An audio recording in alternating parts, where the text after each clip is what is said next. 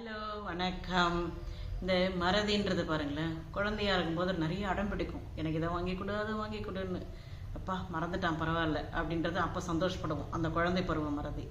அதுக்கடுத்து ஸ்கூல் டேஸில் மறதின்றது ஏமா இந்த கொஸ்டின் விட்டு மார்க் போயிடுச்சு அப்படின்னும் போது சரி மறந்துட்டா, சரிம்மா நம்ம அவங்கள ஊக்கப்படுத்தலாம் அந்த மறதிக்கு. வளர்கிற பருவ மறதி ரொம்ப இம்பார்ட்டண்ட்டுங்க. அந்த இந்த அடலசன் பீரியட் மறதி கொஞ்சம் அது மறந்தால் தான் நல்லதுங்க. அந்த மறதின்றது அந்த பருவத்துக்கு தேவை. ஏன்னா அவள் அந்த பீரியட், அந்த அடலசன் பீரியட் முடிஞ்சு அவள் மேரேஜுக்குன்னு போவாள், பையனோ பொண்ணோ. அப்போ போகும்போது நிறைய ப்ளஸ் மைனஸ் இருக்கும் வாழ்க்கையில். அதில் மறதின்றது ரொம்ப வரப்பிரசாதமாக இருக்கணுங்க. சின்ன சின்ன சண்டைங்களை நம்ம மறந்துடணும். அந்த நேரத்தில் மறந்துட்டால் தான் ஒரு சிலர் ஒவ்வொருத்தரும் விட்டு கொடுத்து போகும்போது தான் அந்த வாழ்க்கை வெற்றியாக இருக்கும் இல்லைங்களா. அதனால் அந்த மறதின்றது அந்த வயசுக்கு ரொம்ப நல்லது தான். ஆனால் முதுமையில் இருக்க மறதி இருக்குது பாருங்கள், ரொம்ப கொடூரமானது. அந்த மறதிக்கு நாம் தாங்க மருந்து.